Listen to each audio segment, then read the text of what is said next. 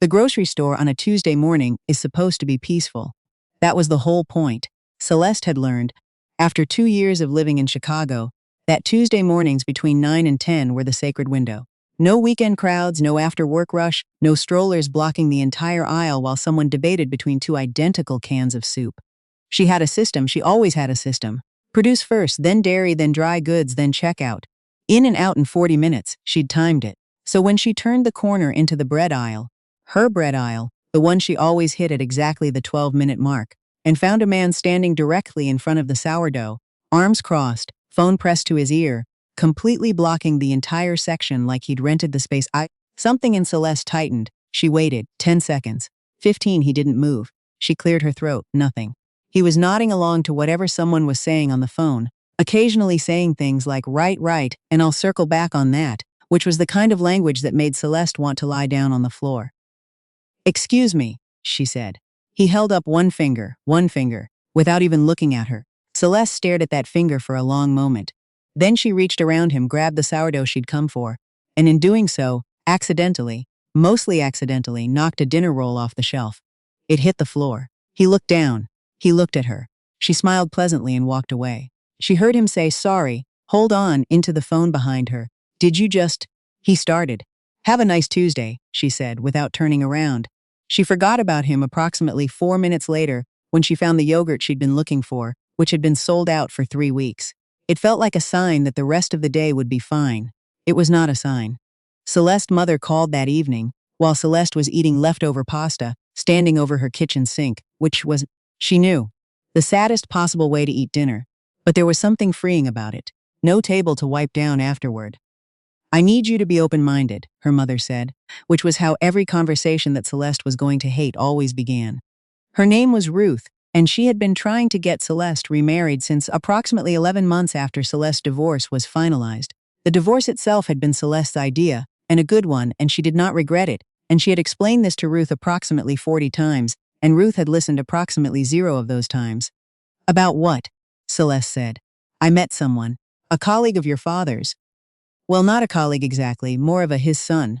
His son works in the same building. His name is Jonah. He's 34. He just moved back from Atlanta. He's in urban planning, which is interesting, right? That's interesting. Celeste set down her fork. I'm 31. I'm not doing blind dates. It's not a blind date. It's a dinner. I already told them you'd come.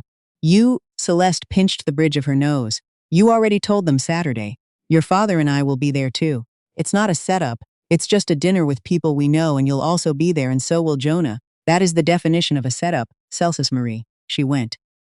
Of course she went. There were certain things you did, because your mother was your mother, and she was lonely in her own way.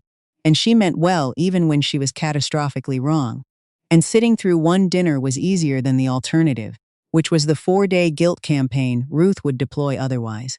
She wore something that said, I am a functioning adult, but not I am trying, which she judged to be the appropriate message. Dark jeans, a good blouse, earrings that proved she had made effort without being desperate about it. The restaurant was Italian, which she liked. That was the only thing she was grateful for. She arrived 8 minutes early, found her parents at the table, kissed her mother's cheek, and sat down. Her father, Gerald, gave her the look he always gave her in these situations, the sympathetic look of a man who also had not been consulted and had also been told to just come to dinner. He's parking, Ruth said, fussing with the bread basket. He texted. He'll be here in 2 minutes. Great, Celeste said and picked up her menu. She heard him before she saw him because he was apologizing to the hostess for being late and saying something about traffic on the 90, and his voice had a particular quality to it. Calm and slightly dry. That was familiar in the way a song is familiar before you can name it. Then he came around the corner of the partition, and Celeste looked up, and he looked at her, and she recognized him. He was the man from the bread aisle. He recognized her at exactly the same moment. She could see it, the slight falter in his step, the way his expression went from polite to something more complicated. He recovered fast. She would give him that. By the time he reached the table, his hand was already extended, and his smile was back in place. You must be Gerald, he said, shaking her father's hand. And Ruth, it's so good to finally meet you. My father talks about you both constantly. Ruth was glowing. Gerald looked relieved someone else was handling the conversation. Then Jonah turned to Celeste. And you must be Celeste, he said. I must be, she said. She shook his hand. His grip was firm. She matched it. They looked at each other for exactly 1 second longer than was normal. Then they both sat down and opened their menus. The dinner was, objectively, not terrible. That was the most honest thing Celeste could say about it. Jonah was easy to talk to in the surface-level way that made dinners like this bearable. He asked her parents good questions, laughed at her father's jokes, didn't talk over anyone. He was the kind of person who knew how to be in a room. Celeste watched this with a specific kind of suspicion she had developed in her 30s, the one that asked, is this who he actually is, or is this a performance? At some point her parents went to find the restroom at the same time, which was so transparent that Celeste almost laughed. She and Jonah sat across the table from each other in the sudden quiet. So, he said. So, she said. I'm going to say something and I need you to know I thought hard about whether to say it. Okay, you did it on purpose. Celeste tilted her head. I don't know what you're referring to. The dinner roll. It fell. It didn't fall. You nudged it. I saw your elbow. I have a very active elbow. He looked at her for a moment. Then to her surprise he laughed. A real laugh, not a polite one, the kind that changed his face. Fair enough, he said. I was blocking the whole aisle. I do that. My sister tells me I become completely unaware of my surroundings when I'm on a work call. Celeste considered this. It was a disarming thing to admit. You held up a finger at me, she said. One finger. I know. I'm sorry. That was rude. She studied him. He seemed to mean it. The sourdough was good, she offered. I'm glad. He picked up his water glass. This is a strange situation. Extremely. Are you going to tell them? Celeste looked toward the hallway where her parents had disappeared. She thought about her mother's face, the hope that lived there on these occasions, how Ruth spent days planning these things and probably told her book club about it. No, she said. Are you? No. He paused. My dad already sent me 3 texts asking how it's going. What did you say? That the bread was good. Celeste laughed before she could help it. It came out small, but it was real. Her parents reappeared, clearly startled to find them both smiling. Ruth shot Gerald a look that said, I told you. Gerald shot her back a look that said, don't make it weird. Ruth made it slightly weird anyway by asking how they were getting on, in the tone of a woman who expected to be invited to a wedding within 18 months. Fine, Celeste said, which was the truth. She didn't think about Jonah after that, or she tried not to. She was good at not thinking about things. It was a skill she'd developed during her marriage and the 2 years after it, the ability to put something in a drawer and close the drawer and leave it there. But the drawer kept opening. Small things. The way he'd admitted he was rude without being defensive about it. The laugh. The fact that he'd said strange situation, instead of pretending the coincidence wasn't there. She almost called her mother 3 times to ask for his number, and stopped herself 3 times, because she was not the kind of person who did that. Then her mother called her.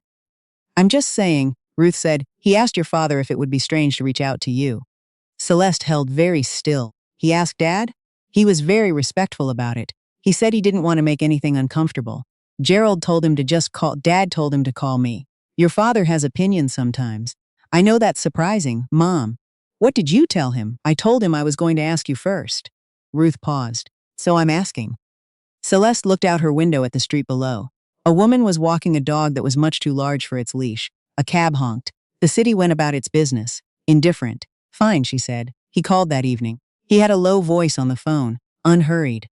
Like he wasn't worried about filling silence. They talked for an hour and 20 minutes about things that had nothing to do with their parents or dinner or grocery stores. About the neighborhood she'd grown up in, and the neighborhood he was trying to fix through his work, about the specific exhaustion of being the child who stayed close to home while siblings scattered, about whether Chicago winters were character building or just punishment. She went to bed thinking the drawer was going to be a problem. They saw each other on a Thursday, at a coffee shop that was not the coffee shop she normally went to, which felt important to establish. He was already there when she arrived, which she noted without saying anything about it. The date was good. Uncomfortably, inconveniently good. He was funnier in person than on the phone, and less guarded than she'd expected. And at one point he asked her about her work. She was a social worker, had been for 7 years, in a way that made clear he was actually listening to the answer, and not just waiting for his turn to talk. She told him about a family she'd worked with, without names, without details that would compromise anyone, just the shape of it. He listened and then he said, that kind of work stays with you. And she said yes, and he said, how do you manage that? Not in the way people said it to fill space, but in the way that meant he actually wanted to know. She told him. She had never told anyone on a first date anything close to the real answer to that question. She drove home afterward, and sat in her car in the parking garage and had a brief private conversation with herself about what she was doing. She went on a second date. The weeks that followed were careful at first and then less careful. Jonah was not what she would have built if she'd been designing someone. He was too straightforward, said exactly what he meant, in a way that occasionally caught her off guard, couldn't cook anything except breakfast food, had a dog named after a former Secretary of State that he referred to with complete earnestness. The dog was named Albright. She met Albright on the third date. Albright was a medium-sized mutt who seemed to operate on the assumption that Celeste had come specifically to see her, which Celeste found endearing against her will. "She's very confident," Celeste said. "She's always been like that," Jonah said. "I got her right after I moved back from Atlanta. My first year here, honestly, she was the only part of my life that was going well."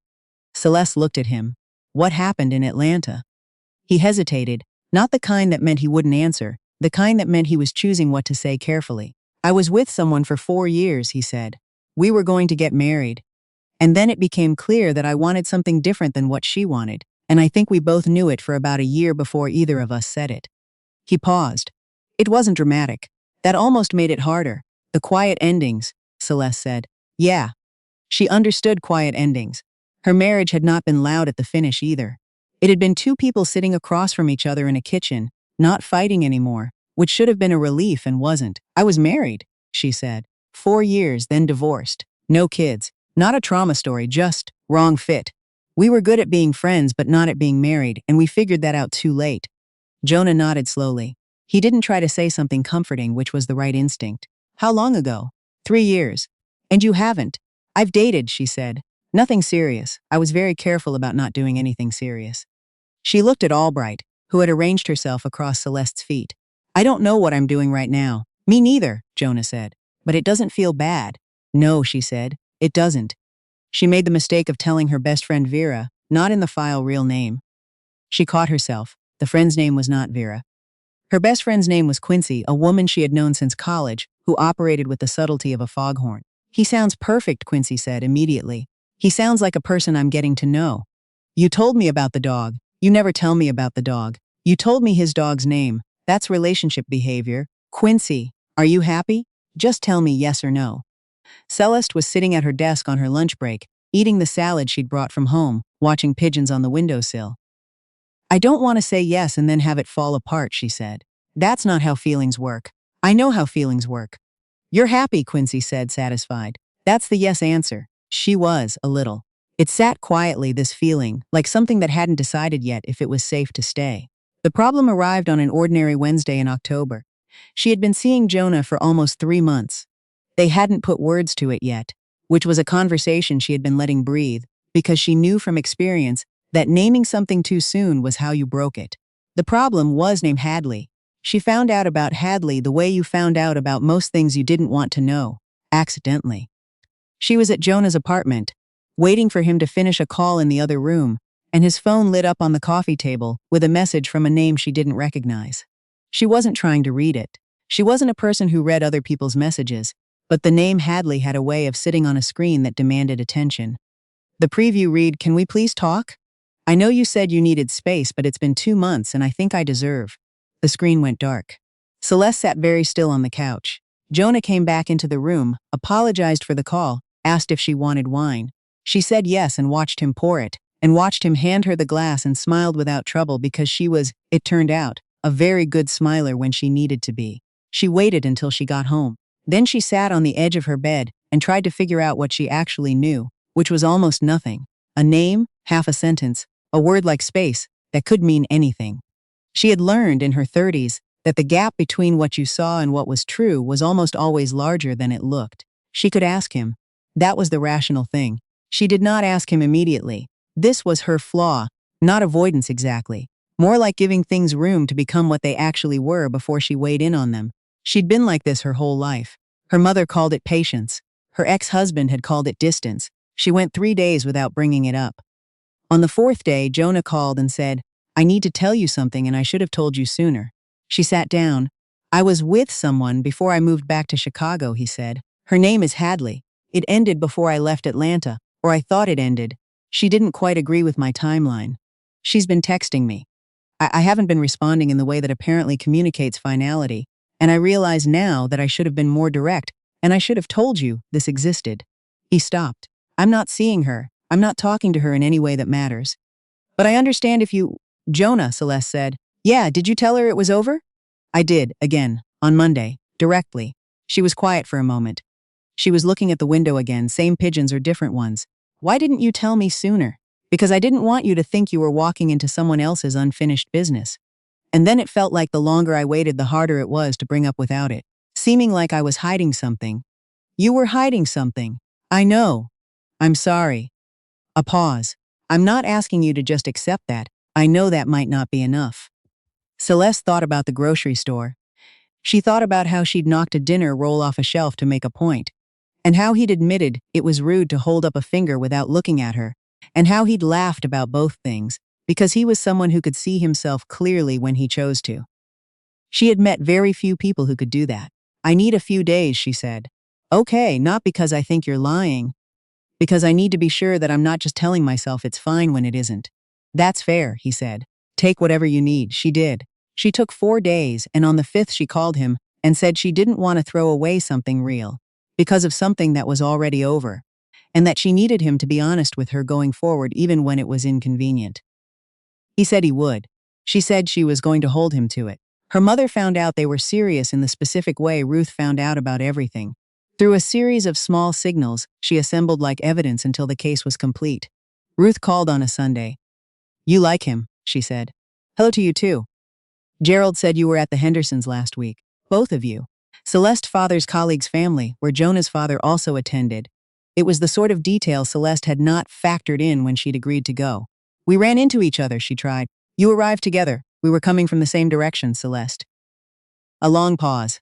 "Yes," Celeste said. "I like him." Ruth made a sound that was not quite a word. Celeste held the phone away from her ear for a moment. "Mom, I'm not saying anything. You're making a sound. It's a happy sound. I know, that's what I'm worried about. Celeste Marie, let me be happy for 5 minutes." She let her be happy. It seemed like the right thing to do. The winter came in hard the way Chicago winters always did, like they were personally offended by the fall. She spent more time at Jonah's apartment than her own, which happened gradually, and then suddenly, the way these things always did. Albright had decided Celeste was her second person, which was, if she was being honest, one of the more meaningful endorsements she'd received in her 30s.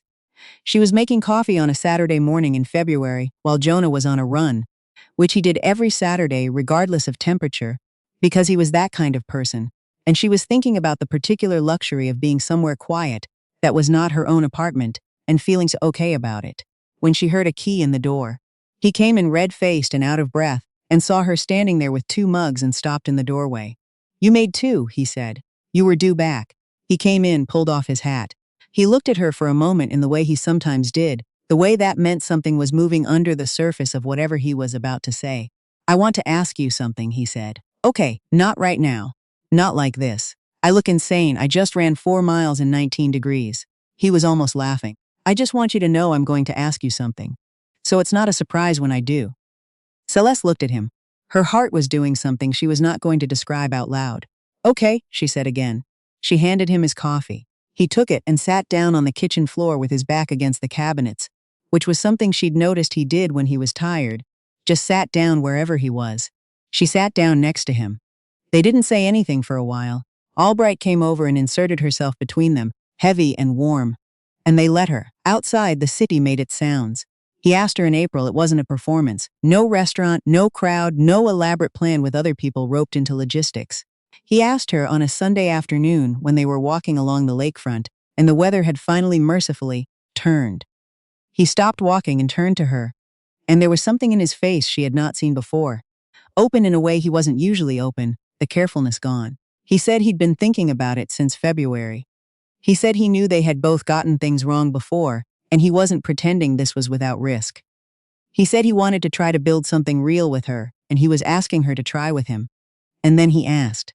She stood there for a moment with the lake behind him, and the spring light doing something lovely with the water, and thought about grocery stores and dinner rolls, and a man holding up one finger, who then, months later, sat on a kitchen floor drinking coffee because he was too tired to do anything else and simply stayed. She said yes. The wedding was small by design. Their choice, not a concession. 40 people in a garden in June. Ruth cried at the rehearsal, which meant she had no tears left for the actual ceremony, and spent the service in a state of radiant, dry-eyed joy that Celeste found unexpectedly moving. Gerald walked her down the aisle and said, in her ear, "I told him to call you, you know." "I know, Dad. Good instincts." "Don't," she said, and she was laughing. At dinner, Quincy gave a toast that was 90% accurate and 10% embellished for comedic effect. Jonah's younger brother made a toast that was sincere to the point of embarrassing Jonah, which Celeste enjoyed. Albright was not at the wedding, but had been given a special treat at home, which Jonah reported via text to the pet sitter twice during the reception. Late in the evening, when the music had slowed and most of the older guests had cycled through their goodbyes, and the people still there were the ones who were going to be there until they had to leave, Celeste stood at the edge of the garden with a glass of wine and looked at the people she loved moving around in the low light. Jonah found her. He stood beside her and followed her gaze and didn't say anything immediately, which was something she had come to love about him, the way he could be in a moment without needing to narrate it. "Strange situation," she said. He laughed. That real laugh, the one that changed his face, the one she had heard for the first time across a table, when she was pretending she hadn't knocked a dinner roll on purpose. "Extremely," he said. He put his arm around her. The garden smelled like flowers and grass, and the first warm night of real summer. Somewhere inside, someone changed the song to something older, something people knew the words to, and she could hear voices starting to sing along. She leaned into him and thought that some things you couldn't have planned for. And this was one of them. And she was grateful for the 40 minutes on a Tuesday morning that had gone completely off schedule.